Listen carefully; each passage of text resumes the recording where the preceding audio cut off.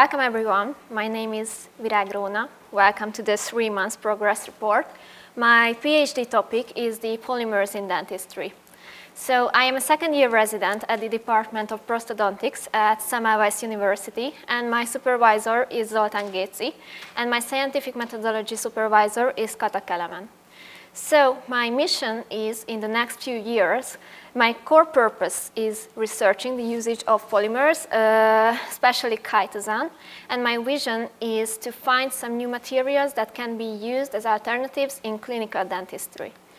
So, as an overview, I have 2 ongoing projects right now. The first one is the effect of chitosan on the number of streptococcus mutans in saliva.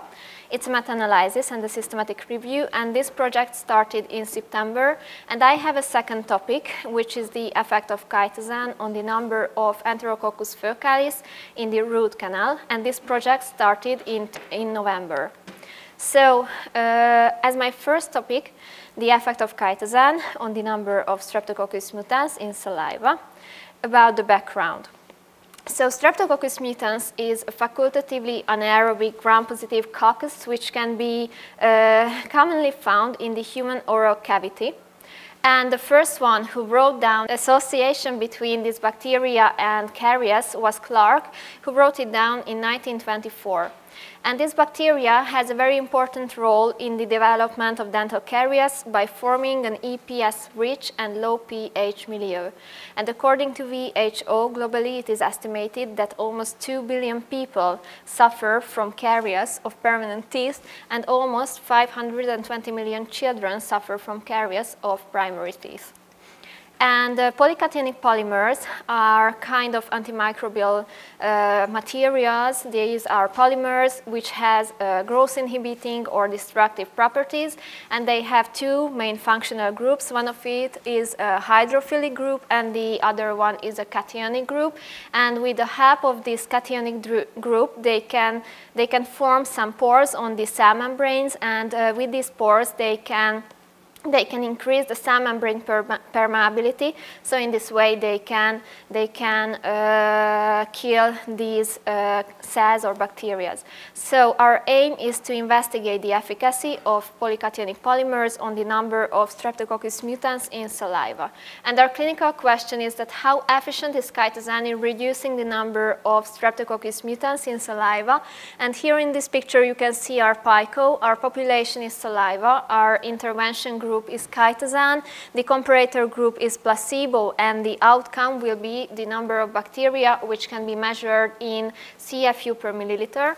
And our hypothesis is that chitosan reduces the number of Streptococcus mutans in saliva. So our clinical implication is directly to decrease the number of bacteria and indirectly to decrease the number of caries. Here you can see the results of our systematic search. We used 3 databases for our search, and all in all we got 6,258 articles.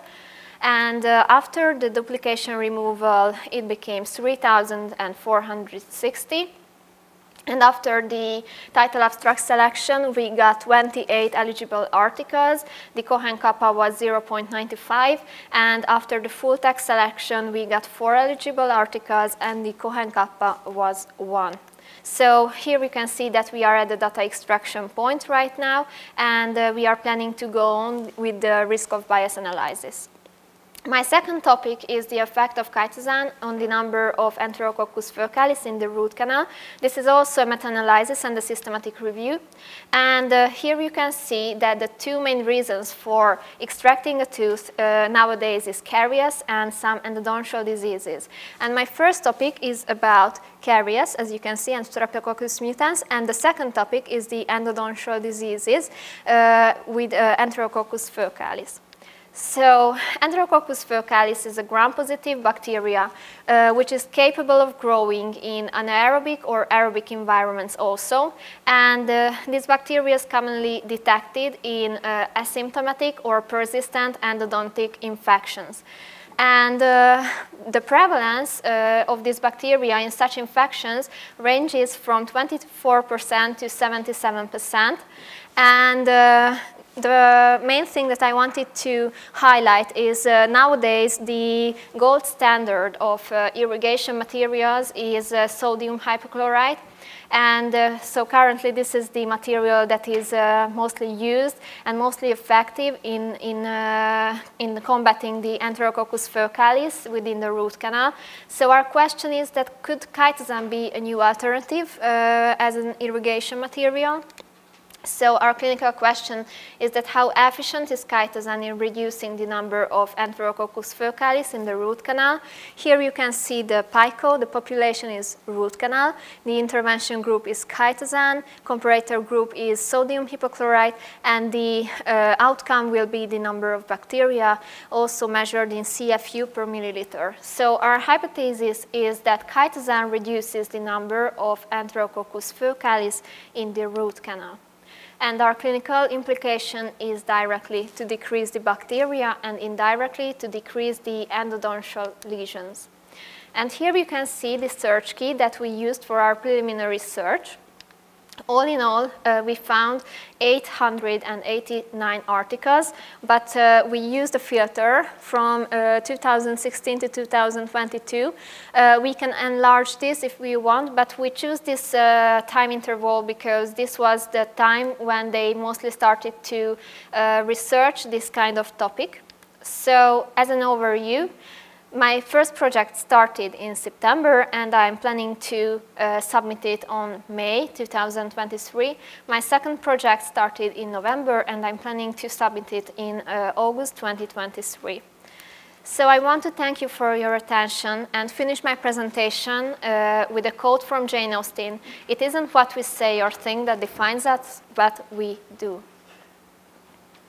Thank you. Congratulations on your presentation. I was just wondering that your PhD topic is about the polymers in dentistry, and both of your topics were about chitosan. So I would like to ask that, would you like to involve other materials apart from chitosan? Yes, thank you for the question.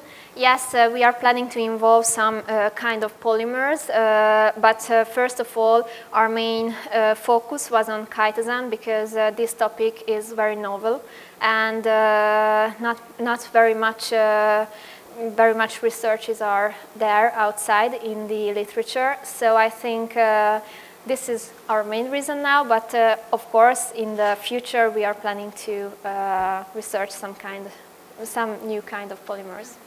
Congratulations on your presentation. Thank you. I have seen that you are researching the effect of chitosan on karyotic and endodontic bacteria. Do you plan to involve other bacteria later, for example, periodontopathogenic bacteria or other? Caries and endodontial lesions are multi-bacterial infections, but these two bacteria is mainly responsible for these two kind of lesions. So yes, we are planning to enlarge our investigation in the future, and we are planning to enlarge it as in a new point of view, but right now this is our main focus, and yes, in the future we are planning to.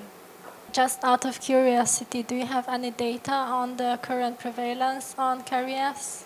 Yes, according to WHO, actually the prevalence of caries globally is around 90% in the general population. So as you can see, this disease is very common. And this is, I think, this is why it's very important to do some kind of researches so to search some materials that can be a help for us to reduce this disease, because 90% is a very, very large amount. So, yes. Congratulations for your Thank presentation. you.